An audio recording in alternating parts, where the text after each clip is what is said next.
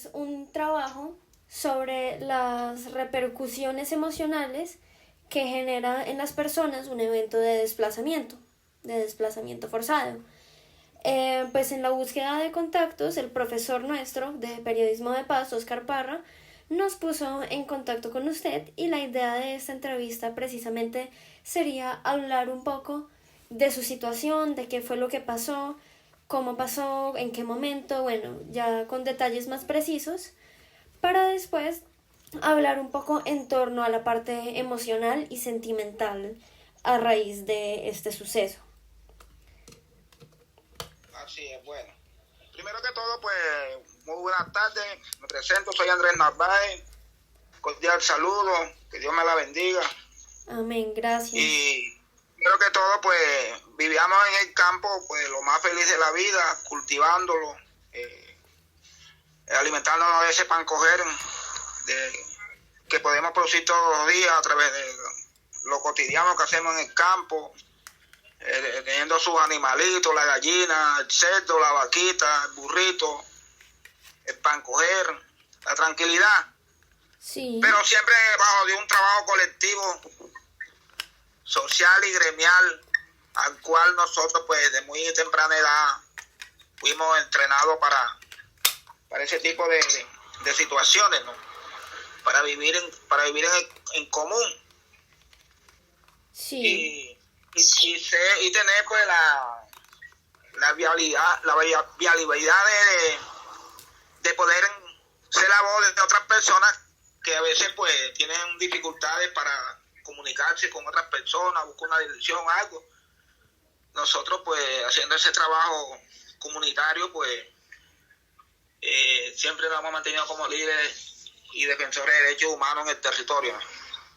Pero bueno, mi papá me hablaba, que el abuelo de él hablaba de la guerra mundial, después me hablaba de una guerra de 1000 días, después me hablaba de la violencia, pero yo en ningún momento pensé que esa guerra me podía alcanzar a mí, y hoy en día pues la estoy viviendo, porque no ha pasado, dejándome pues una secuela muy considerada físicamente, porque hoy en día pues tengo incapacidad de mis dos manos por un atentado que me hizo un sicario, 2 tiros en el pecho, uno en cada mano, y la guerra pues la situación deja unas situaciones pues que marcan de por vida a uno, porque no entendemos cuando nosotros en todo el marco del conflicto llegamos a un pueblo desplazado y la misma gente que creemos que son nuestros amigos nos cierran las puertas porque venimos en esa condición de desplazados y con un criterio de que somos malos, ¿no? Que por algo venimos desplazados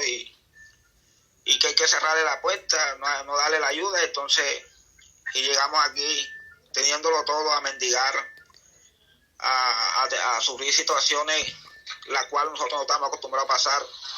Se rompe el tejido social, se pierde nuestra familia porque nuestras hijas se vuelven prostitutas, en una palabra hablándolo así escuetamente, y nuestros hijos a veces se van a la delincuencia, y de pronto nosotros pues también perdemos las esposas, o ellas nos pierden a nosotros. O sea, eso trae unas consecuencias muy lamentables y muy difíciles de explicar, y son cosas pues que acaban con la tranquilidad y el gozo de un núcleo familiar, quedando pues uno a veces en la miseria, soledad y sin nada, con una mano adelante y la otra atrás, sin tener nada de aferrarse, y muchas ayudas negadas. Entonces a vivir a merced de que el gobierno empieza a determinar a determinar pues una índole de proyectos para entonces vivir de una ayuda del Estado, ¿no?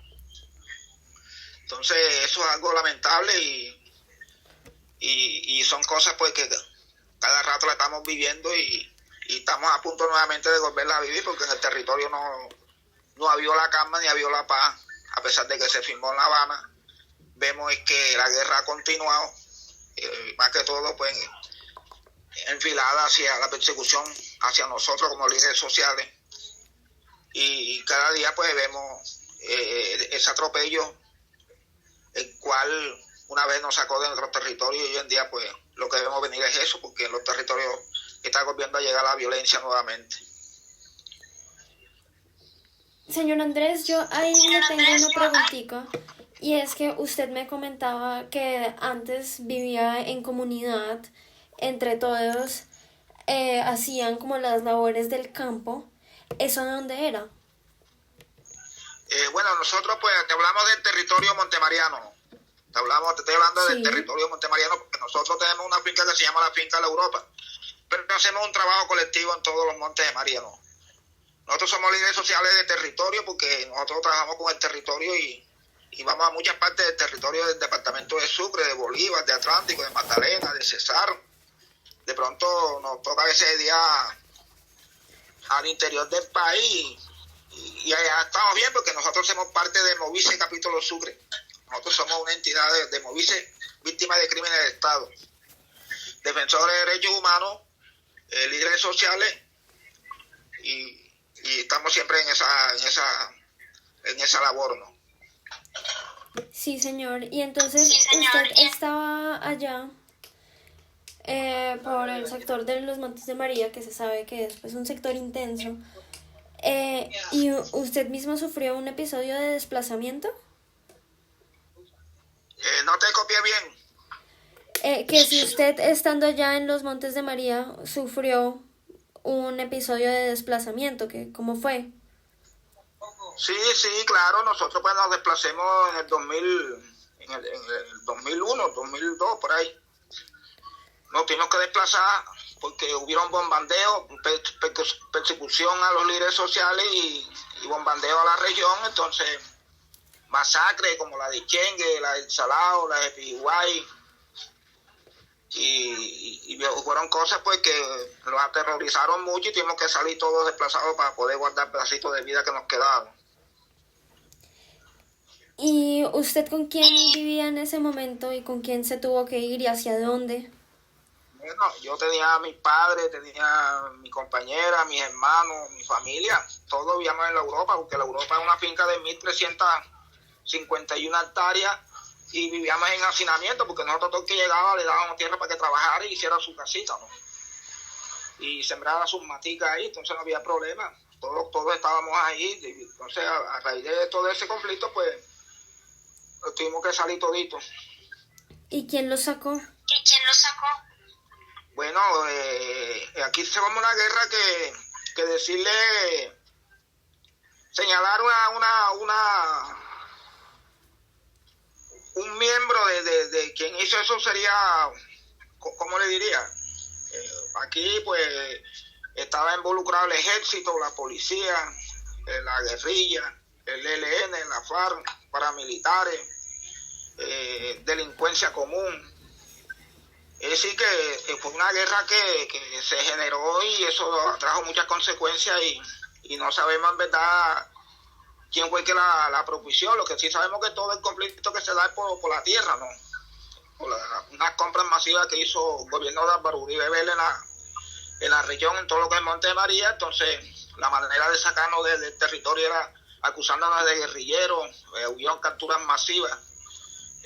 Hubieron como 5 operaciones, Orión, Mariscal, es decir, hubo un desorden de guerra que mataron más bien toda la gente que era inocente porque lo señalaban, como había plata para señalar que era guerrillero, entonces el otro como le tenía rabia lo señalaba para ganar plata, pero esa era una persona humilde, trabajadora y le tocó pagar los platos rotos a él, entonces a raíz de eso pues todo el mundo tuvimos que desplazarnos. Claro, qué fuerte, señor Andrés. ¿Y hacia dónde se dirigieron la primera vez? Bueno, la costa caribe pues es receptora de los desplazamientos de Montes de María, ¿no? Barranquilla, Cartagena, Sincelejo, Oveja, Montería, el mismo Bogotá, Cali, Medellín. Donde uno tuviera una familia que pensaba de que podía vivir lejos y que la guerra no la fuera alcanzada, pues uno se iba a donde ellos. ¿Y usted en específico a dónde se fue? Bueno, nosotros nos quedamos en el territorio en Oveja. Ok. Cerquita de la finca, porque nosotros con una responsabilidad grande en la finca y en el territorio, pues, y como defensores de derechos humanos nos tocó enfrentar la situación, ¿no? A ganar o a perder. a morir o a vivir, pero nos tocó de quedarnos porque tampoco podíamos dejar la zona sólida y que hubiera esa violación más de la que hicieron en los derechos humanos, ¿no? Entonces, estamos vivos por un milagro para contar la historia, ¿no? Que no se metieron a matarnos a nosotros. Mas, sin embargo, pues nos hacen unos atentados y hoy en día estamos vivos contando la historia a gente de Colombia y del mundo entero lo que hemos vivido y lo que seguimos viviendo en Montes de María. Uy, claro, me imagino que eso es súper fuerte. Y ya que habla de esos atentados, señor Andrés, lo que dice que le pasó, o bueno, que le hicieron más bien en sus manos, ¿pasó en el marco de esos atentados en contra de usted? Sí, claro, porque cuando ya llega la empresa de los Uribe Vélez, una empresa que se hizo llamar Arepa Don Juan, llegó al territorio a comprar las tierras, nosotros pues la afrentemos, ¿no? Porque estamos defendiendo lo nuestro, una tierra que fueron escrituradas a 114 familias y ahí estaban los 3 tíos míos. Los sentimos dueños de la tierra, entonces salimos a defenderla. Entonces eso fue lo que rebosó el vaso para que el sicario administrador de la empresa pues atentara contra mí. Uy, señor Andrés, qué fuerte esa información. Porque bueno, creo que usted más que yo sabrá que ante los derechos humanos eso es una cosa inimaginable. Y... Sí, una cosa es que yo le esté contando esto y otra cosa es que usted de pronto haya venido a vivir lo que nosotros vivimos aquí. Ay, no, Dios quiera que eso no se repita jamás. Entonces son cosas pues que nos han marcado de por vida y hoy en día tengo una secuela en mis manos, que tengo incapacidad en las 2 manos, la izquierda y la derecha. Pero bueno, aquí estoy de pie, llevando los procesos. El proceso está en Cartagena, en los tribunales, y estamos esperando que haya un fallo para ver cómo quedamos ante la restitución de tierra que tiene el caso, ¿no? ¿Y cuánto tiempo se ha demorado ese proceso? Ya el proceso lleva casi 10 años. Cuando eso tenían que fallarlo en lo mínimo en 3 años, en 2 años. Pero ahí estamos dando la pelea porque hay 20 familias que somos 84 familias, hay 20 por restitución de tierra, que fue lo que escogió la restitución, siendo que todos fuimos despojados. Y habemos 60 familias que en la restitución somos opositores de los 20, pero esa es la misma gente de nosotros. La oposición se la estamos haciendo a la empresa Arepa Don Juan. Ok. Y ¿usted cómo ve el proceso? ¿Será que queda poco? Bueno, eso es lo que estamos mirando para ver, porque el día 26 de este mes el día 23 de este mes viene el comité de Bogotá a OVEA para dar una explicación sobre cómo va el proceso, ¿no? Y hay unos díceres por ahí de que le van a devolver la plata a los paisas, que fue lo que compraron. Y entonces yo también ahí estaré mirando a ver qué puedo hacer con un abogado para que si ellos le indemnizan, le devuelven su plata, ellos también me devuelvan la salud a mí, porque yo no he quedado incapacitado y yo necesito también que se me restaure mi salud, ¿no? Sí, claro. Señor Andrés, yo le tengo una pregunta aquí tratando como de entender toda la situación. ¿Cómo fue que esta empresa de las arepas llegó a su finca y a sus terrenos, que son bastante grandes? ¿Por qué su finca y no otra? ¿Y cómo se adueñaron de ese espacio? Bueno, les cuento, ¿no? Nosotros desde muy niños estamos en el previo, ¿no? Sí.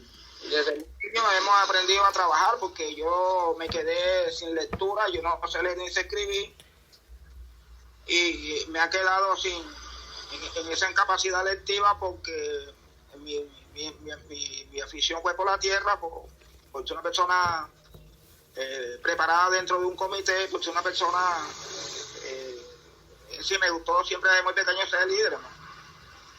Y la tierra se la compró cuando el gobierno de Rubén Pinilla compró 3 tierras, compró la Negra, compró las Pelonas y compró la finca de Europa, que es la finca más grande que tiene el departamento de Sucre. Y le entregó Gerard Restrepo en la famosa reforma agraria a 114 familias. Ahí estaban los 3 tíos míos. Entonces, en un mensaje televisivo que hizo el doctor Álvaro Uribe Vélez cuando fue presidente, él puso en oferta a los Montes de María a las multinacionales y los grandes empresarios que estaban llegando en ese momento aquí a Colombia, ¿no? Entonces, pues, toda esa gente se deportó para acá a comprar. Y las 114 familias, cual se les adjudicó el previo, hubieron personas que a los 3, 4, 5, 6 años ellos se fueron, ¿no? Abandonaron la tierra y se fueron porque como que no vieron viable de trabajar en el campo. Pero cuando ellos llegan a Oveja con un saco de plata en la notaría, atrás de la puerta, cosa que es ilegal porque la plata se maneja en los bancos, empezaron a llamar a todos por una escritura acompañado del INCODER, cuando el INCODER no está para despojar a los campesinos, sino para conseguirle tierras, solucionar claro, el problema agrario a los campesinos. Entonces se presentó una magistrada de llamarse Marta y un señor José Miguel Acebe Mejía, que era director del INCODER, a despojarnos a nosotros diciendo que nosotros no teníamos derecho en la Europa, siendo que nosotros habíamos casi prácticamente nacido ahí y nuestra formación fue ahí. Entonces nosotros pues no lo pusimos en el momento, entonces nos mandaron a buscar tierra a otra finca, ¿no? Y fuimos a buscar tierra en otra finca que nos pedían a 5 millones por hectárea, mientras que la finca de la Europa estaban vendiendo 12 hectáreas y media de tierra por 3 millones y medio de pesos. Entonces no tuvimos que nosotros nos quedamos en la Europa mejor. Y desde ahí pues comienza la rejeta, ¿no? Con la empresa que llegó de Bello Antioquia, que es una convivir de la Chiquita Brown de Estados Unidos. Por eso ella nunca ha tenido dentro de los supermercados de Colombia un eslogan de diga arepa Don Juan, o en un supermercado, no sé. Okay. Entonces ellos empiezan a comprar las tierras, entonces ellos lo que hacen es que desatan una guerra trayendo sicarios, trayendo paramilitares, trayendo personas para oprimir el pueblo, y empiezan a sembrar campos de teca, campos de palma, cultivos de maíz, trae búfalos y trae los sicarios y toda esa gente, pues su artillería para masacrar al pueblo, ¿no? A los campesinos. Entonces ahí cuando se desata la violencia, ¿no? Hay las masacres, hay el hostigamiento, hay el atropello por parte de la fuerza pública también, por el ejército, la policía, el Estado atropellando al campesino, acusándolo de cosas que nosotros nunca hemos sido. No se negaba o no se niega que en Monte de María había guerrilla, pero esa guerrilla no éramos nosotros. Esa guerrilla llegaron a invadir también nuestros territorios. Entonces eso también hay que tenerlo presente, ¿no? ¿Y en qué año fue que llegó la guerrilla? Porque, o sea, me pregunto yo si hubo como algún punto en el que convivieron campesinos y guerrilla. Así fueran separados, o sea, así fueran entidades aparte, ¿llegaron a convivir como por estar cerca? No, lo que pasa es que en Oveja se dan los primeros sindicatos del departamento de Sucre, porque en Oveja se cultivaba el tabaco en eso, ¿no? Y habían empresas tabacaleras que requerían de que las personas se organizaran y montaran sus sindicatos por el pago, porque tenían unos derechos. Entonces se hizo una vaina de sindicalismo. Y por la toma de las tierras, ¿no? Por recuperar las tierras. El campesino, si no se organizaba, no le daban crédito para sembrar el mismo tabaco. Entonces, pues, se hizo los primeros sindicatos de Oveja y Torcemento en Tulu Viejo. Entonces las guerrillas llegaron en esas pensando de que por aquí no se había organizado para tener problemas bélicos, ¿no? Y no se iba para vainas de trabajo, de la factoría de tabaco. Entonces por aquí han pasado todas las guerrillas que han estado en Colombia, ¿no? Pero han llegado,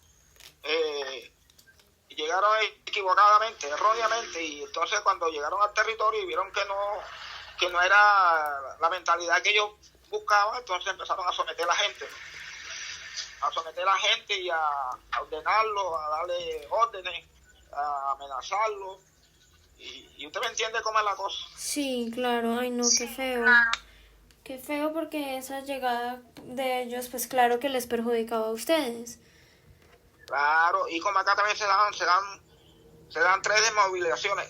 Se desmoviliza el PRT, se desmoviliza Quintín Lame y se desmoviliza la corriente de renovación socialista, ¿no? Entonces eso terminó de rebosar vaso. Claro, sí, Entonces entiendo. nos estaban acusando en firme. Pero nosotros nada que ver con eso, porque nosotros, Montemariano, pues nos desempeñamos siempre en trabajar, en hacer pues ese trabajo social, colectivo y gremial, pero nunca pues Montemariano pues se ha puesto a hacer cosas que vayan en contra de su misma gente, ¿no?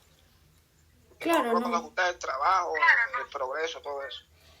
Pero nos En, tocaba convivir con esa gente porque ellos empezaron a montar también su gobierno sobre el territorio, ¿no?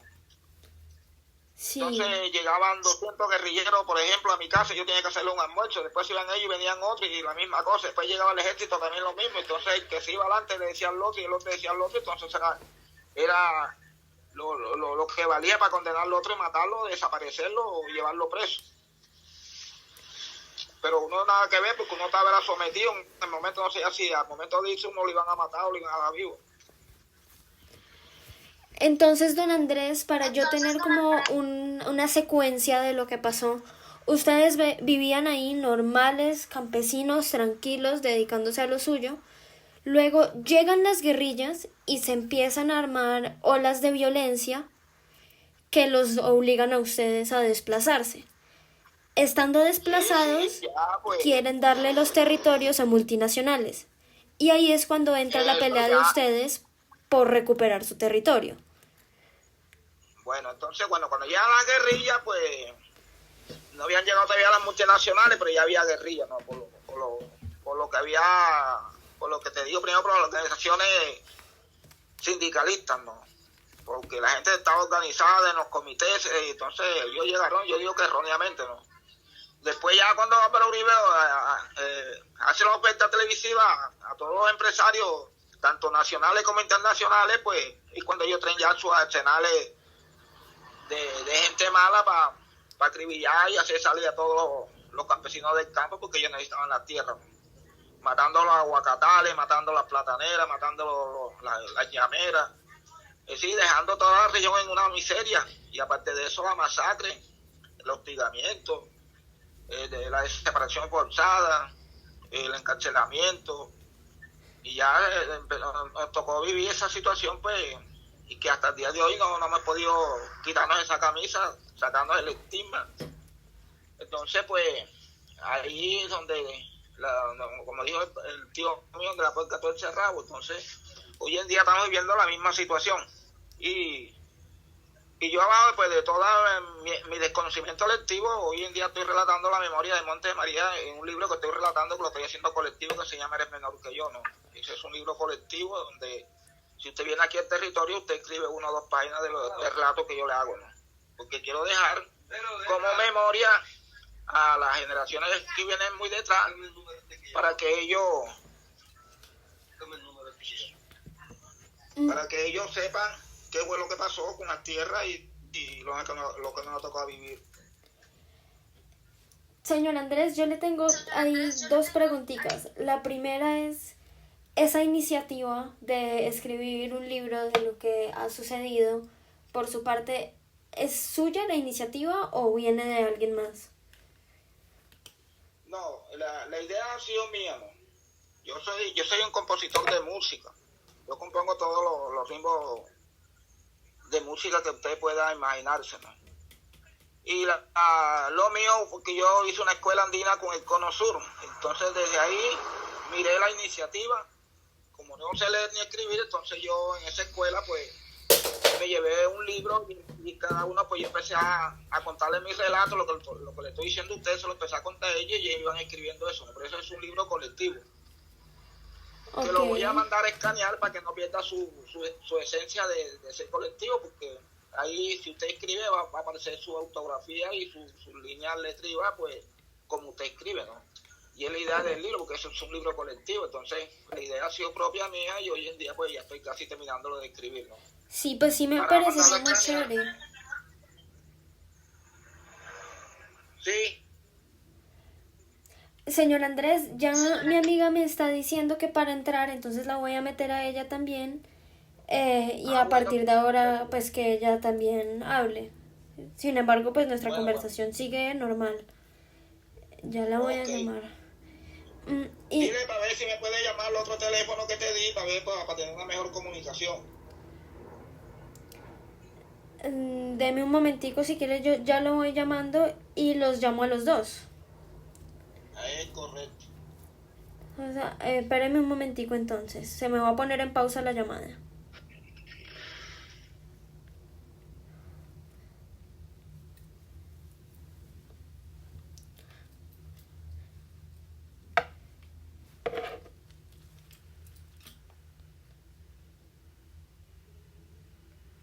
Sistema correo de voz. Tendrá costo a partir de este momento. No, señor Andrés, me sigue apareciendo como si no tuviera señal. Ah, bueno, eso es que tiene algo el teléfono ese. Sí, ya voy a meter a mi amiga a la reunión de acá. Ok. Porque es que este teléfono donde le estoy llamando, ahorita se me apaga porque tiene un dañito. Es que él se me apaga de pronto. Ok, pues Pero si cuando algo, estoy aquí en cualquier la casa, cosa en nos una cosa que se me avisa. apague, yo lo conecto a la luz y seguimos hablando. Listo, sí, cualquier cosa me avisa. Igual ya ahí pues quedamos pendientes y yo también ya estoy llamando a mi compañera para que entre en cualquier momentico.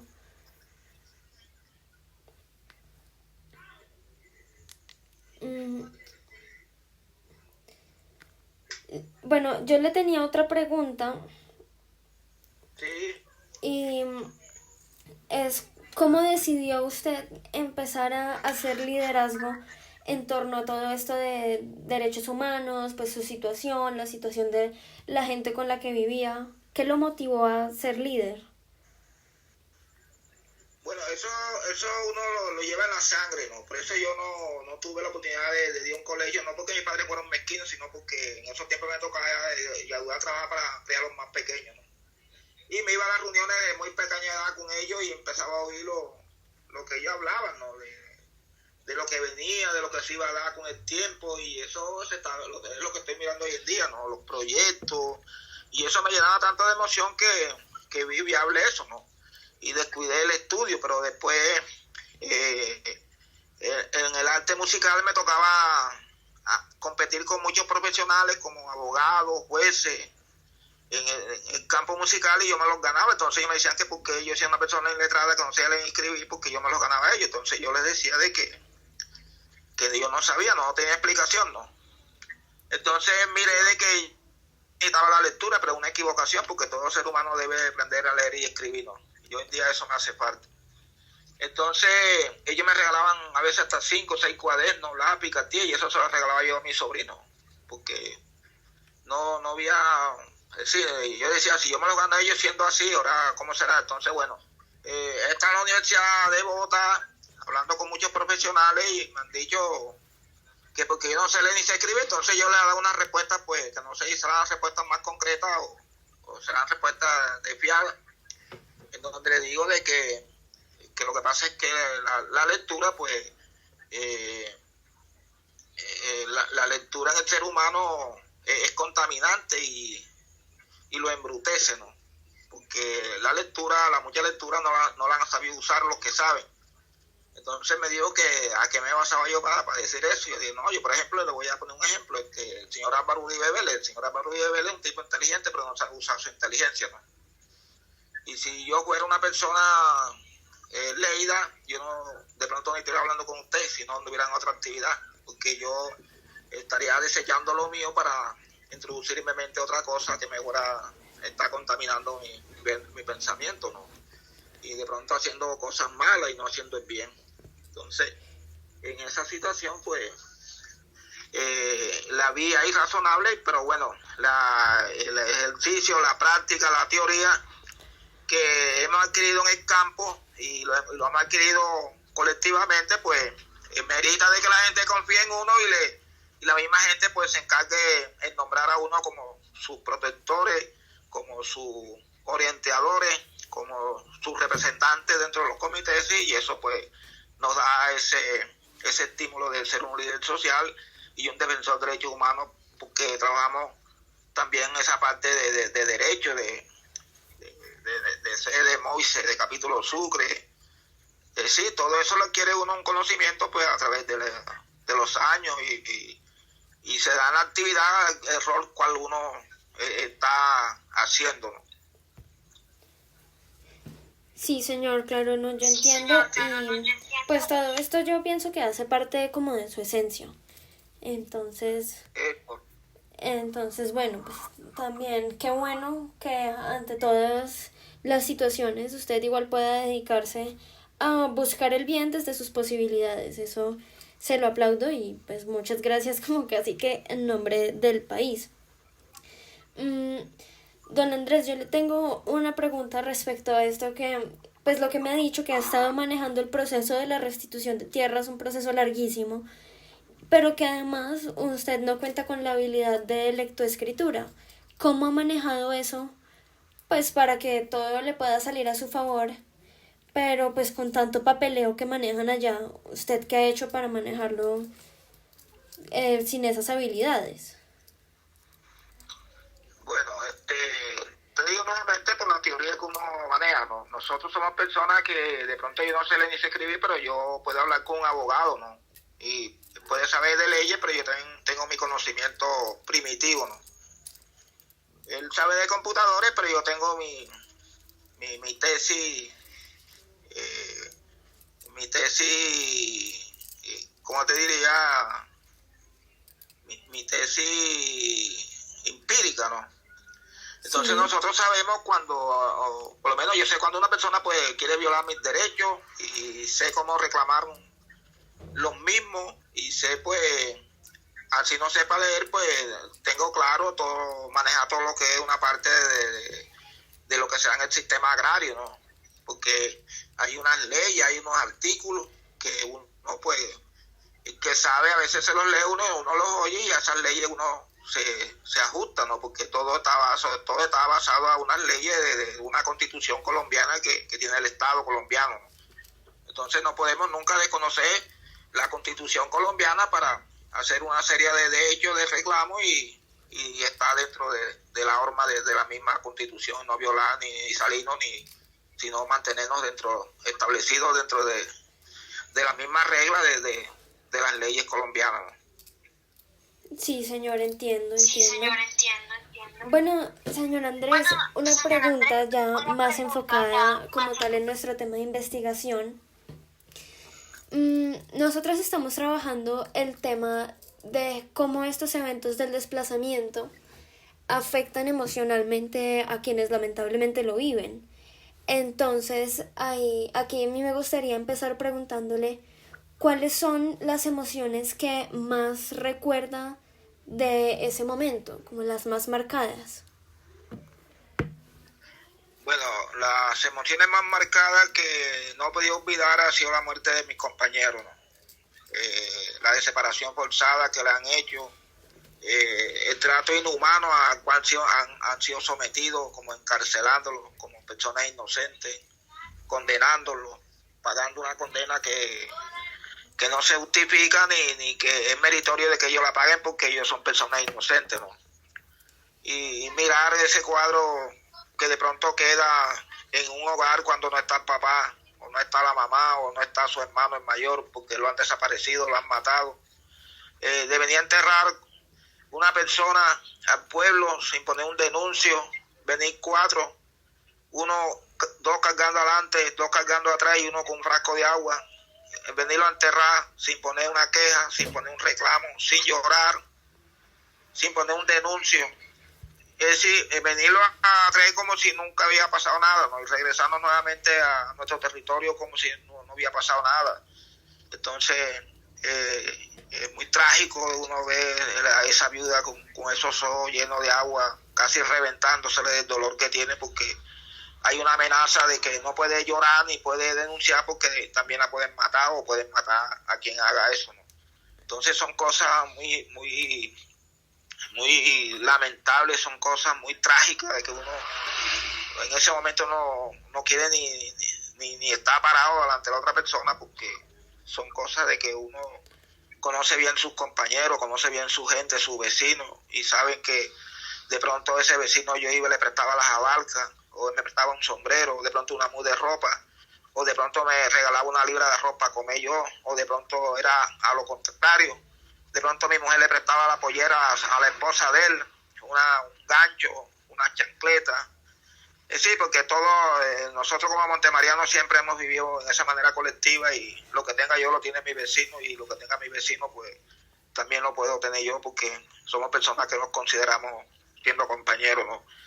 Y son las personas pues que en el futuro y en el instante están siempre con uno, y poniendo a uno pues en algo que lo represente a ellos, y que uno pues responda por ellos, y uno se sienta apoyado también por ellos. Eso es bastante grande, ¿no? Que uno mira la honestidad de su compañero. Entonces son cosas que cuando ya sucede uno pues lo marca de por vida y lo extraña diariamente, y es un recuerdo que nunca se le va a uno, porque uno no ha tenido ese trabajo mental, psicosocial, ni personal, ni colectivo por parte del Estado, ¿no? Sí, señor, no, pues me cuenta unos eventos muy fuertes, unas experiencias que en lo personal quisiera ni imaginarme. Y si usted pudiera como encontrar algún sentimiento en específico que surja de estos eventos tan fuertes, ¿cuál sería? De pronto como tristeza o impotencia, ¿cuál se le viene a usted a la cabeza? No te escuché bien porque va pasando un camión ahí. No, tranquilo. Le pregunto que si a raíz de estos eventos tan fuertes surge algún sentimiento en específico, por ejemplo, no sé, se me ocurre la tristeza, algo que usted haya sentido fuertemente, ¿qué sería? Bueno, precisamente, viste, eso es lo que estoy plasmando en mi libro, ¿no? Eso es lo que yo voy relatando en mi libro, es el dolor, la tristeza. Por lo menos anteayer escribí, una joven escribió un poema, lágrimas mojaron mis pies. Hoy tenía a mi amigo y lo vi crecer. ¿En qué momento él en qué momento él se fue? Fueron tristezas de dolor que solo yo me quedé. Era mi gran amigo, era el vecino, era el compañero, pero un poco de niño llorando tirados en el suelo, porque el padre querido se lo arrebataron delante de su presencia. Hoy solo queda el dolor sin tener clemencia. Entonces son poemas que yo voy relatando en mi libro, y ahí voy plasmando, y aparte de eso las canciones, ¿no? Los desaparecidos, una canción que dice: se perdió, y más nunca regresó. Se perdió, y más nunca regresó. Dicen que está enterrado cerquita de Coloso, en una tumba clandestina. La montaña se convirtió, esas manos asesinas la vida le arrebató. En una noche tenebrosa que la muerte cabalgaba, ellos cobaban la poza y a su víctima le enterraban. A ellos poco le importaba, porque eso era poca cosa. Y una viuda que lloraba porque ella quedaba sola. Se perdió, y más nunca regresó. Viuda vestida de negro, llorando junto a sus hijos. Toda esa gente mala, de Dios tendrán su castigo. Y un pueblo que lloraba porque mataban sus hijos. Wow, señor Andrés. Bueno, primero, muchas gracias por la serenata, unas letras muy fuertes. Estoy aquí, la verdad, yo un poco también conmocionada. Estos temas me parecen importantísimos, y bueno, como profundizar en esas letras me toca un poco también el corazón a mí. Qué chévere que esté pudiendo plasmar esos sentimientos como tan fuertes en el libro. Sería súper chévere si a lo mejor nos lo pudiera pasar por ahí por el WhatsApp para poder verlo nosotras, que de hecho, ya que digo nosotras, mi compañera Valentina ya entró hace un ratico, nos ha estado escuchando. Los presento, ¿vale? Él es el señor Andrés Arbeláez. Él solía residir en los Montes de María. de donde fue desplazado y desde entonces... Estoy a Andrés Narváez. Ay, sí, qué pena, qué pena. Buenas noches, qué pena la tardanza. Ahorita lo estaba escuchando cantar y al igual que mi compañera Ana Sof, me conmovió mucho.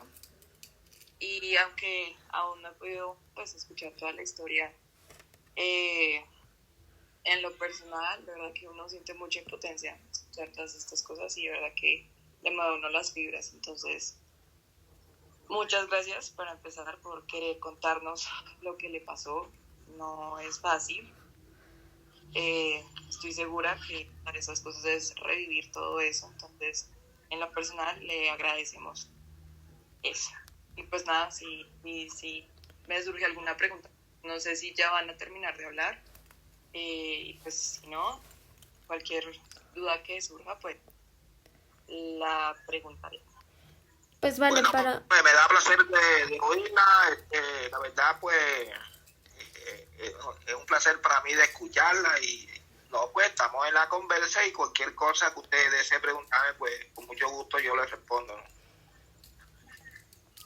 Sí, señor, pues no sé qué más nos estaba contando. Pues de pronto vale para ponerte un poquito en contexto. Él residía en los Montes de María, en un predio bastante grande que se llamaba La Europa, y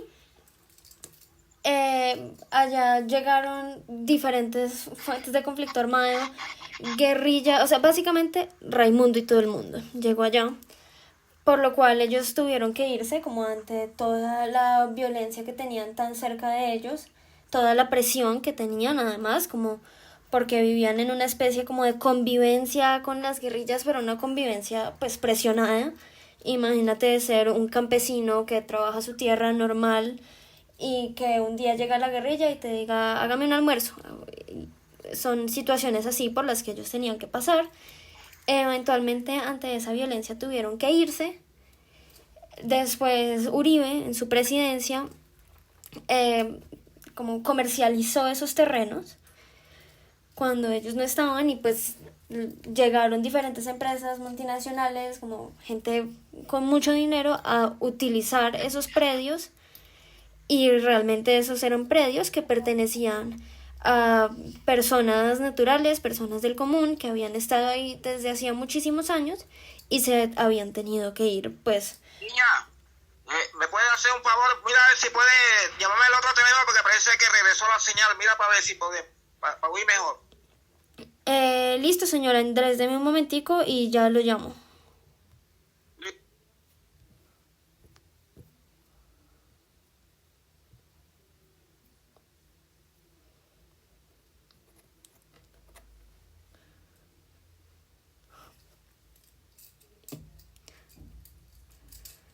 Salí tú.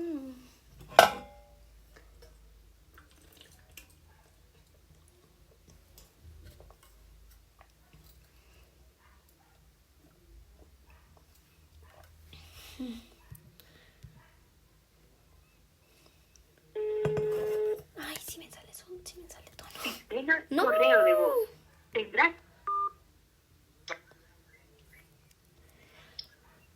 Señor Andrés, vuelve y me manda el correo de voz.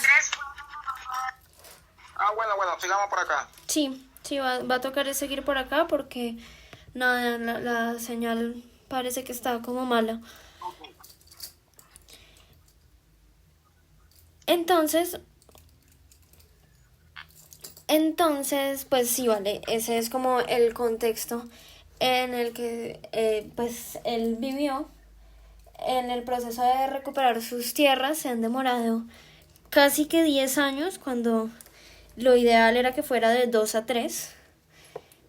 Ha estado en ese proceso súper tardado e incluso pues en ese proceso como de querer recuperar sus tierras también como por su cuenta fue víctima de un atentado en el que le perjudicaron sus 2 manos. Un señor sicario. Entonces, eso es de lo que hemos estado hablando hasta ahora. Es una historia un poco fuerte, Y ahí vamos, yo quisiera saber si de pronto tú tienes una pregunta ya sabiendo esto. Bueno, pues no sé si de pronto se te pasó el detalle, pero me gustaría saber, señor Andrés, hacia dónde ustedes se desplazaron, o sea, el lugar. ¿De dónde estaban hacia dónde se fueron? ¿Aló? ¿Me están escuchando? Sí, Sí, le estoy escuchando. Bueno.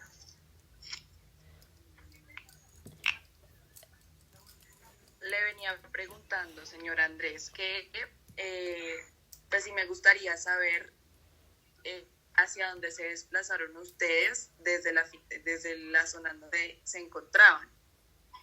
Que de pronto pues no escuché el detalle. Bueno, nosotros estamos en la finca en la Europa, ¿no? Sí. Y de ahí, pues, como le venía contando a la joven, a su compañera, pues, a Pedro Uribe, pues, proponemos Monte María a las multinacionales, tanto nacionales como internacionales, ¿no? A ofertar a lo que era Monte María porque eran tierras fértiles, según él. Entonces vienen todos acá y entonces cuando se arma el desorden, ¿no? Ya viene la amenaza, viene la compra masiva de tierra a un precio irrisorio y se da toda esa situación y nosotros pues como campesinos de Monte María de la finca de Europa vivíamos muy cordialmente todos ahí como campesinos, como personas organizadas, teníamos nuestros proyectos, teníamos una picadora, colegio, teníamos todo lo que se da en el campo conseguido a base de las luchas populares y entonces ahí cuando se da la situación de que tenemos que a raíz de toda esa situación violenta pues nos tocó de masacre, de enterrar mucha gente que ya no se los dije a ustedes, pues nos tocó desplazarnos de la finca de Europa y llegar a muchas partes de la costa caribe, ¿no? Como Cartagena, Barranquilla, Santa Marta, Sincelejo, Riohacha, el mismo Bogotá, Medellín, Cali, donde quiera que uno tuviera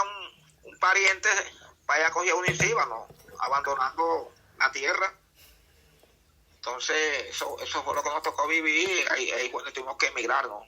Es decir, Colombia fue receptiva de muchos desplazados de Monte de María.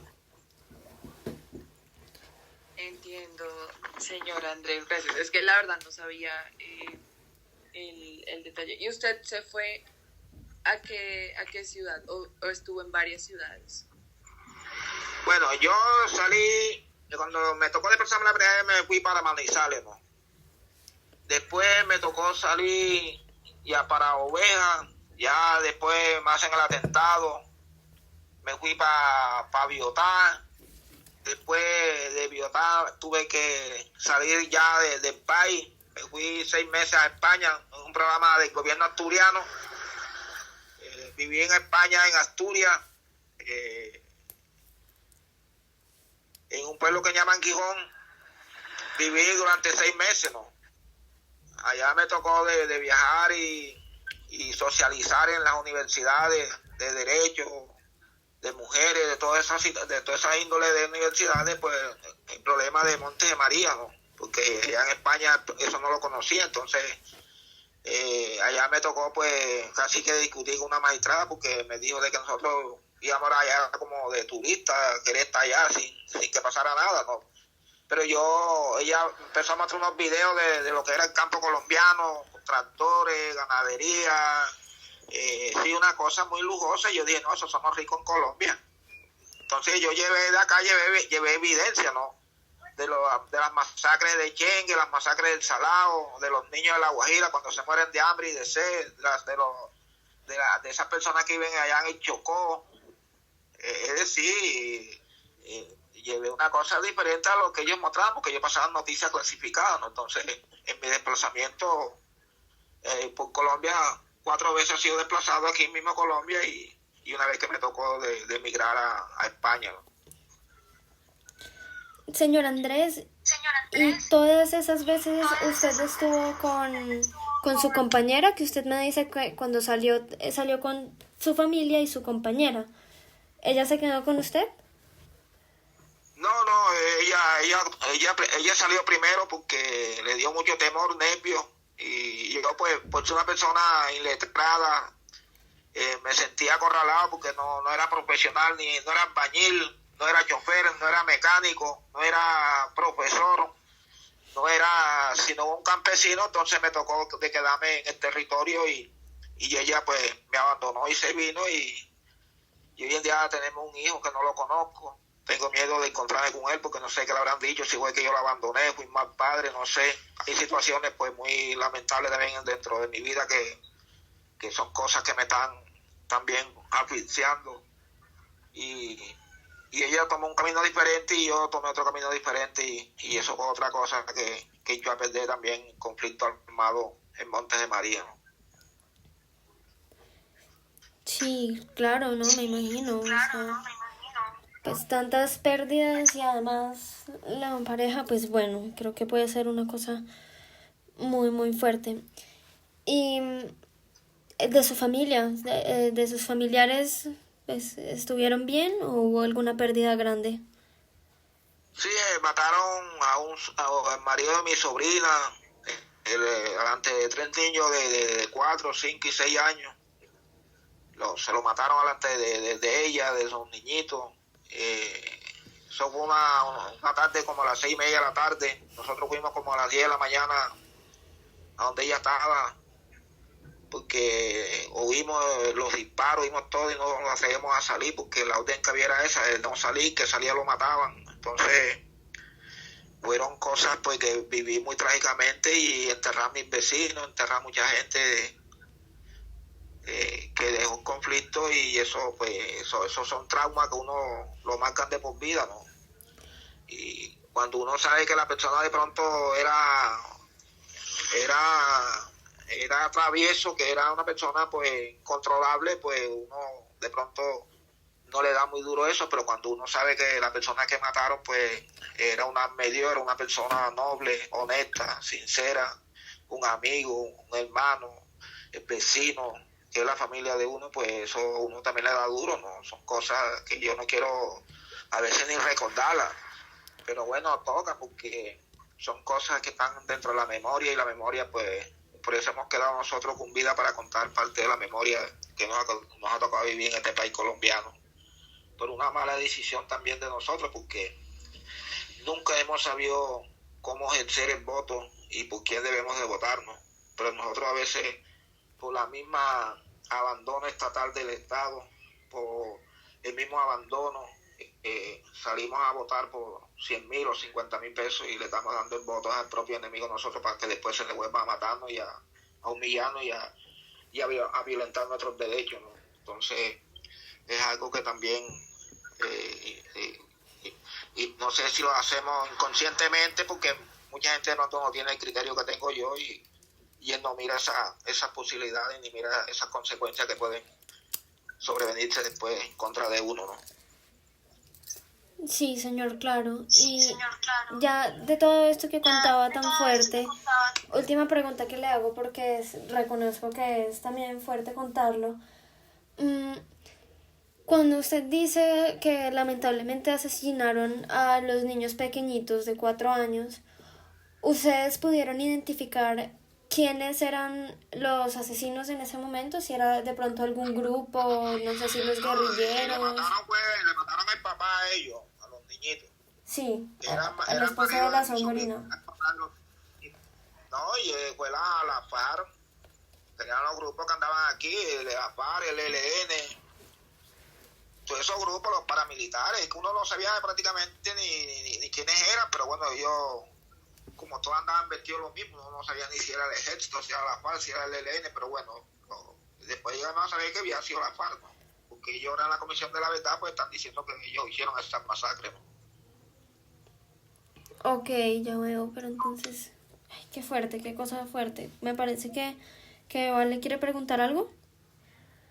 Sí, señor Andrés, escuchándolo, pues, sobre todos estos temas que claramente son bien fuertes, a mí me surge la duda, y es que a ustedes el Estado nunca les ayudó en términos económicos o emocionales como a sobrellevar esas circunstancias. Repítame la pregunta. Que, digamos, lo que usted nos cuenta de todas estas personas que allegadas a usted que fallecieron y el hecho de que ustedes tuvieron que desplazarse, el Estado jamás les, ¿cómo se dice? Como que les ayudó en cierto sentido como a reparar lo que les pasó en el sentido económico, en el sentido social, deja muchísimos traumas y muchas secuelas. Entonces pues me gustaría saber si el Estado en algún momento o alguna organización los ayuda a ustedes como también a sobrellevar ese duelo, que no es fácil y menos en las condiciones en las que estaban. Bueno, esa ha sido la parte más negativa por parte del Estado, porque ha mandado una reparación mental no adecuada para ese tipo de pacientes, ¿no?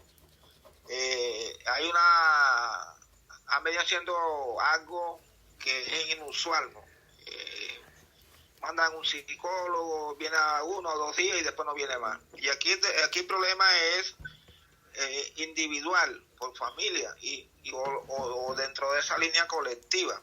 Hoy en día estamos a puerta de entrar a esa parte de reparación colectiva, que ya pues estamos tramitando esa posibilidad de que ya estamos reconocidos para que se dé, y esperemos que dentro de esa reparación colectiva eso salga a fluir, ¿no? Porque nosotros sí necesitamos ese trabajo mental, necesitamos ese trabajo de podernos sanar, pero ahí también necesitamos de que vengan esos actores que hicieron toda esa barbarie, vengan a hacer una reparación restaurativa para que nosotros pues tengamos esa oportunidad de tenerlo frente a frente y que él pues empiece a pagar, no preso, sino en unas labores sociales, pues el daño que le causó al territorio y a nuestras organizaciones como campesinas, ¿no?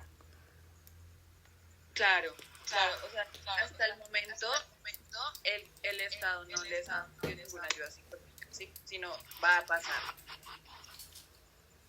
Es lo que... Sí, el Estado ha sido muy lerdo en eso, porque ellos en esta parte tienen culpa de eso y todo ahora se abstienen a de que sea la par que diga la verdad, porque el Estado como Estado que también está metido dentro del embrollo, pues ellos se hacen los orejas de palo y vienen como colgados de la brocha y no sé, hay unas situaciones que no vemos claras dentro del procedimiento en el proceso de paz, ¿no?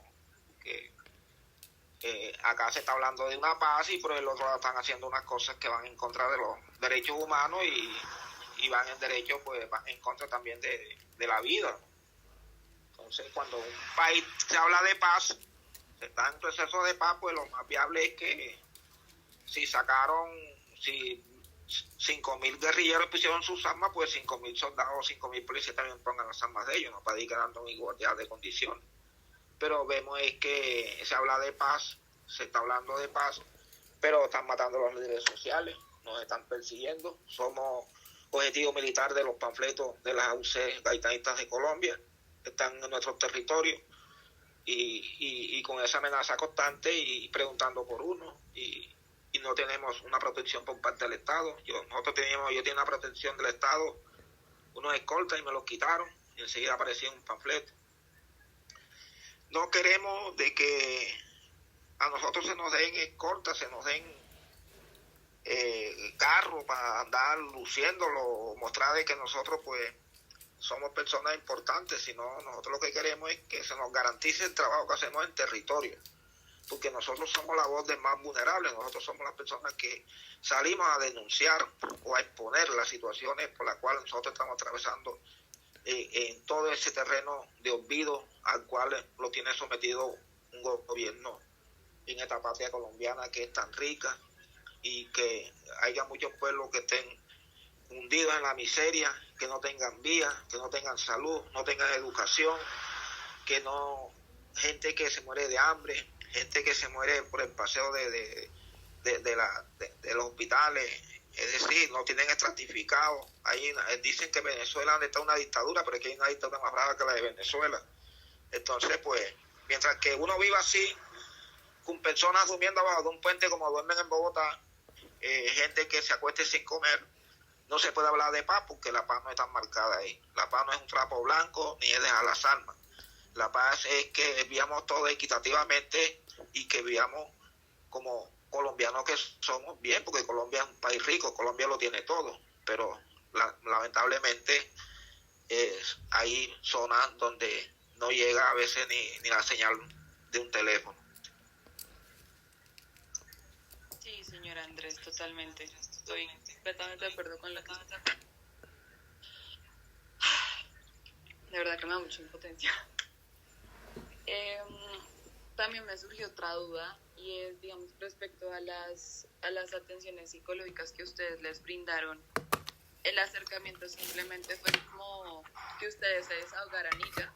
O sea, como me pasó esto y vemos y no volvieron jamás.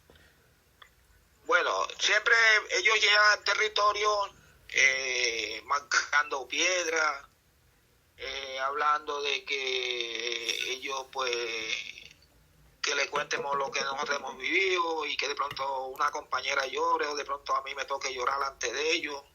Pero eso no es trabajito, eso no es el tratamiento. El tratamiento tiene que ser un tratamiento profundo, porque es que ahí son unas marcaciones, hay unas heridas, hay una grieta dentro del alma de cualquier persona montemariana por lo que nos tocó vivir. No es fácil de cuando tren de Chengue un volteo como tres piedras, un volteo lleno de gente con la cabeza estripada.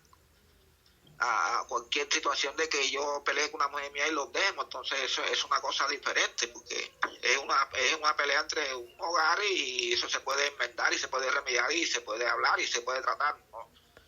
Pero cuando traemos 1 o 2 volteos de gente con la cabeza estripada de una masacre o 4, 5, 8 mochos con motosierra, con hacha, con machete, ese es otro tipo de tratamiento, no es ese tratamiento adecuado para sanar unas heridas y unas grietas que son muy profundas y que están muy amplias para volverlas a unir y que esas cicatrices se cierren y que uno pueda pues de pronto respirar con un aliento diferente, ¿no?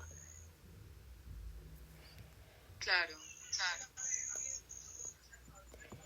Qué penas. Es lo próximo que se viene, porque usted nos estaba contando que van a hacerles reparación colectiva y ahí sí les brinda un tratamiento profundo respecto a eso que pues nos está comentando, que claramente pues son heridas muy difíciles de sanar y es algo que le va a quedar a uno para toda la vida, ¿no? Nosotros esperamos de que en la reparación colectiva pues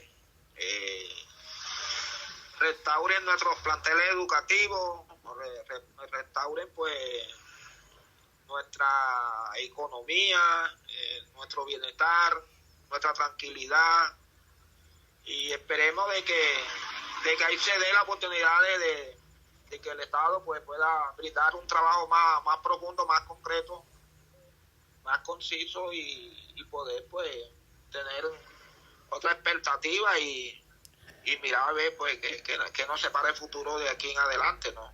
Porque lo perdido pues no lo podemos recuperar, ¿no? Y también necesitamos de que los que causaron todo eso vengan a pedir un perdón, pero que lo hagan de corazón, no lo van a hacer de labios para afuera, porque mientras que no se perdone no se olvida, ¿no? Porque la cura del olvido es el perdón. Cuando uno perdona, olvida y por eso está marcado el perdón ahí, ¿no?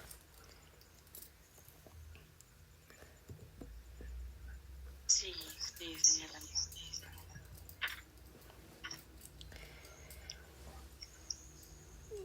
Ana Sof, no sé si tenga. Bueno, pues en este momento yo creo que ya estamos como con bastantica información.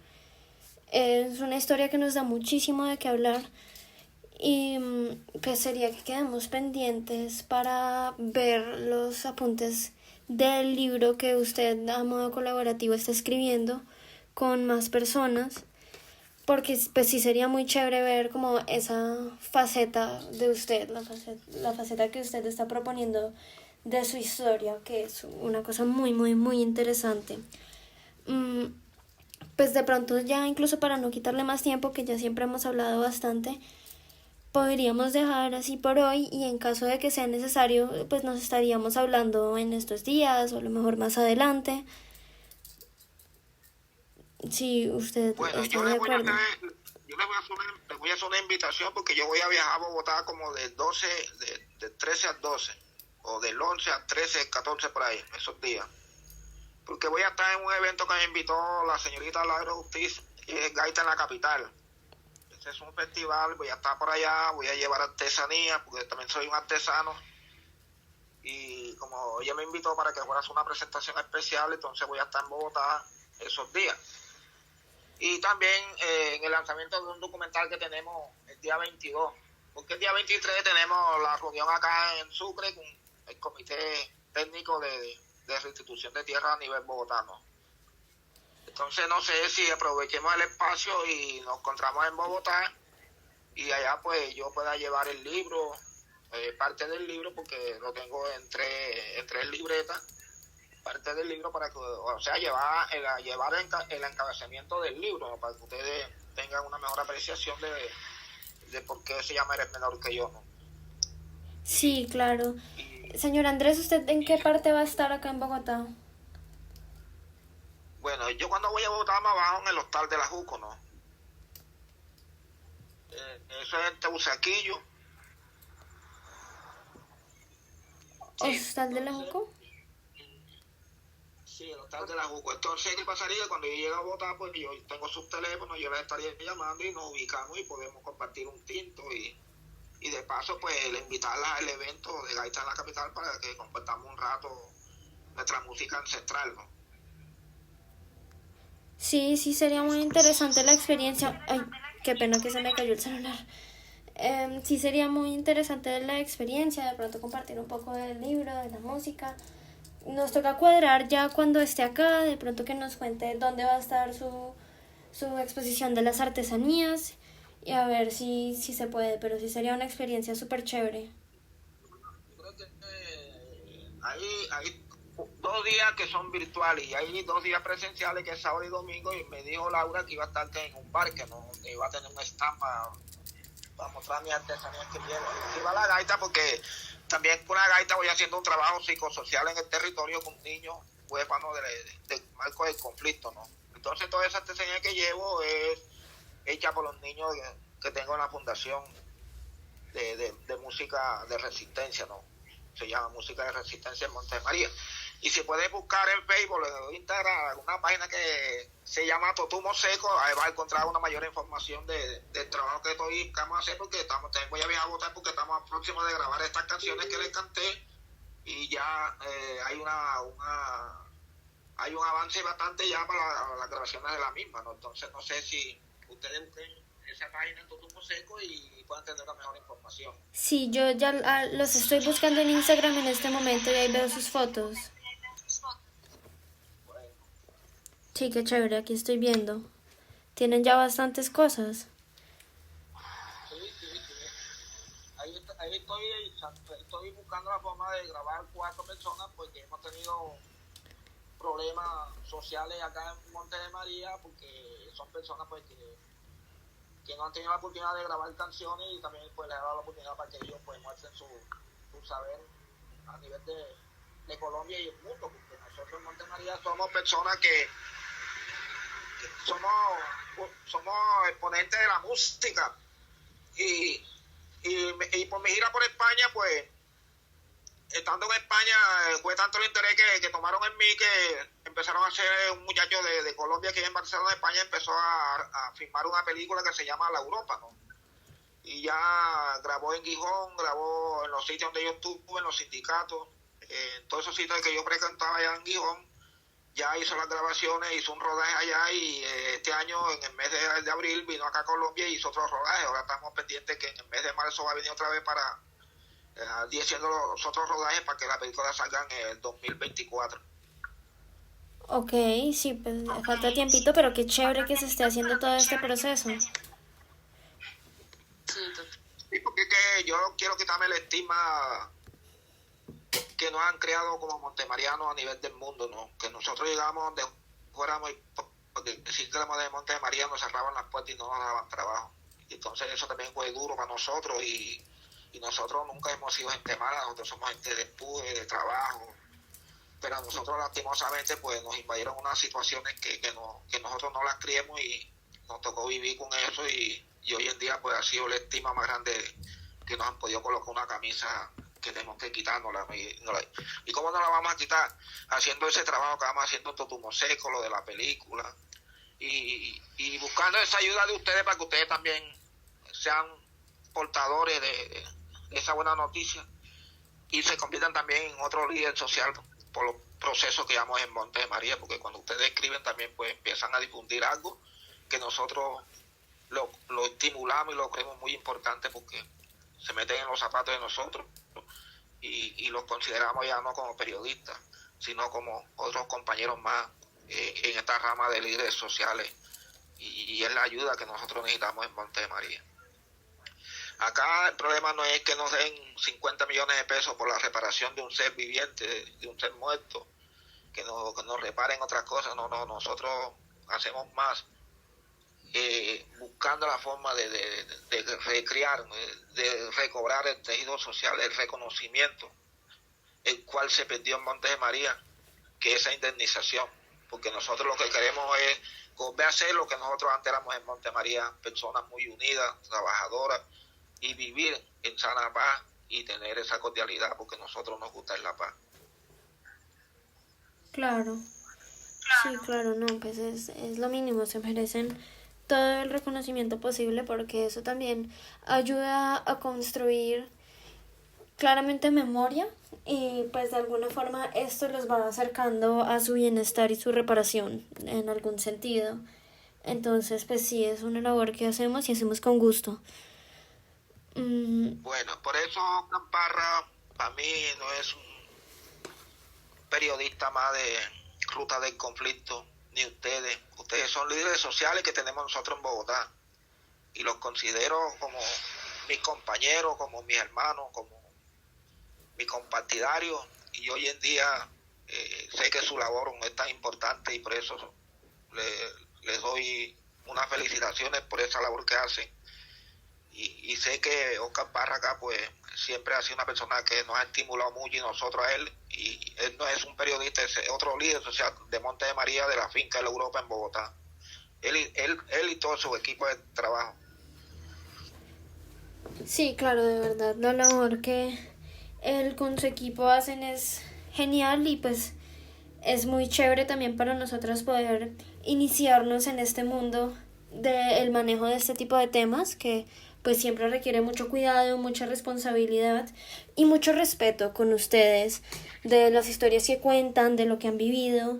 Entonces es una cosa, pues a pesar de tratarse de un tema tan fuerte, que pues sabemos que estamos haciendo un trabajo muy valioso que va a generar repercusiones positivas y consecuencias muy chéveres de lo que se hace en este momento. En ese sentido también agradecemos que usted nos dé la oportunidad de hacer estos trabajos porque pues sin usted estos trabajos serían imposibles. No, pues siempre estoy disponible a la exposición, a cualquier situación que quieran preguntarme, cualquier... Sí, soy una persona muy ampliamente abierta para el diálogo, porque sé que son personas pues que nos ayudan a difundir las situaciones que nos ha tocado vivir en Monte de María. Entonces, nosotros, ¿qué buscamos con esto? Buscamos de no mostrarnos, de no llenarnos de vanagloria, sino, es decir, contar la situación que se sigue viviendo y la que nos tocó vivir y la que se sigue viviendo, ¿no? Entonces, por eso es tan importante esto, porque eso nos ayuda a visibilizar los procesos que llamamos en Monte de María, ¿no? Ya que nosotros, pues, en Monte de María somos personas que nos gusta trabajar en lo colectivo, en lo comunitarios, nos gusta trabajar, somos la voz de más vulnerables, porque nosotros lo que tenemos siempre pendiente es que todo este problema que se ha creado sido por la tierra y por una desigualdad social que hay, ¿no? Porque cuando un país tiene desigualdad social con su coterráneo, nunca va a haber la paz ni se va a lograr, porque son cosas que la genera el mismo gobierno, el cual pues no está concientizada, no tiene la conciencia para tramitar ese camino frustrado que hoy en día se llama la paz, ¿no? Porque le han puesto mucha talanquera, la han tratado de desviar, porque es que la guerra también, si ustedes la analizan, la guerra es una multinacional donde depende mucha gente, ¿no? Entonces, si Colombia dice que es un país con 20 millones de desempleados, y si no hubiera guerra, entonces serían 40 millones que hubieran de desempleados, porque fíjate cuánta gente no depende también de la guerra, del trabajo de la guerra, la policía, el soldado, es decir, una cantidad de gente, quien vende la comida, el que vende las botas, el que vende el armamento, el que vende el avión, el que vende la tanqueta, y que es decir, es algo que si tú te pones a hacer un análisis profundo, te deja mucho que decir, y en esas cosas ustedes como jóvenes es donde tienen que ondular para poder hablar y poder señalar de un proceso de paz, cuando en Colombia hay muchas cosas que van en contra de la paz, como es la televisión, pasando programas de traqueto, programas de violencia, es decir, una serie de hechos que no aportan a la paz, sino que van descomponiendo el tejido social en todos los jóvenes que hoy en día pues están haciendo ya conciencia en su corta vida, y es algo lamentable, ¿no? Como dicen por ahí, la guerra es un negocio. Señor Andrés. Pues nada, yo creo que lo mismo que le dijo mi compañera, nada más es agradecerle a usted por abrirse y abrir su corazón. No le escucho bien. Que simplemente, así como lo mencionó mi compañera, pues quería agradecerle por abrir su corazón y contarnos su historia. No es fácil, es una persona muy valiente y muy fuerte, y de verdad es admirable lo que usted hace en este momento también con la reparación y todo lo que están realizando allá en el centro para que precisamente no se queden en esa estigmatización, sino salir así como aves fénix más fuertes. Y pues claro que con nuestra labor intentamos ser también voceros de ustedes. Entonces, muchísimas gracias por compartirnos su historia, señor Andrés. No, pues así como les digo, siempre estaré atento a su llamado para cualquier cosa que se le ofrezca, pues con mucho gusto. Yo hoy en día soy el presidente de la Asociación de Campesinos y Campesinas Finca de la Europa. Imagínese. De verdad, una persona muy admirable, y pues nada, nosotras quedamos pendientes a su invitación, a su exposición, y en la medida de lo posible pues estaremos viéndonos con usted allá, con sus artesanías y con todo lo que usted hace, que es tan bello.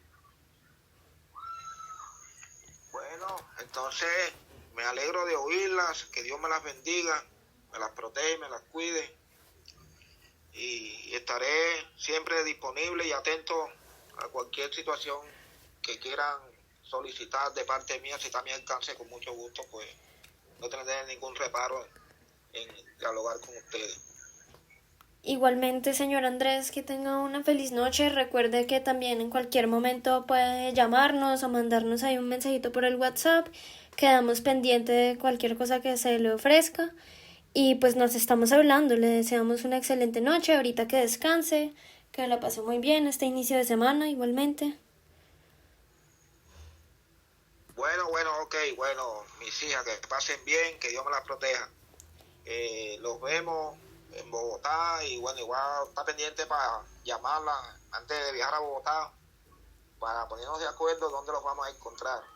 Listo, y que puedan ya disfrutar mis canciones, porque tengo canciones, hago champeta, hago reggaetón, hago la cumbia, el porro, el merengue, el paseo, el son, la puya, música llanera, hago tango, bolero, trabajo todos los géneros musicales. Claro Entonces, que es una oportunidad grande de encontrarnos en Bogotá para que disfruten nuestra música ancestral como son las gaitas, ¿no? Que es la fortaleza de Monte de María. Sí, señora, así será. Listo, entonces nos estamos hablando, ya voy a terminar la llamada. Que tenga feliz noche, que le vaya muy bien, ¿listo? Bueno, lo mismo, ok. Listo. Chao, chao. Ya, ok. Pasen buenas noches.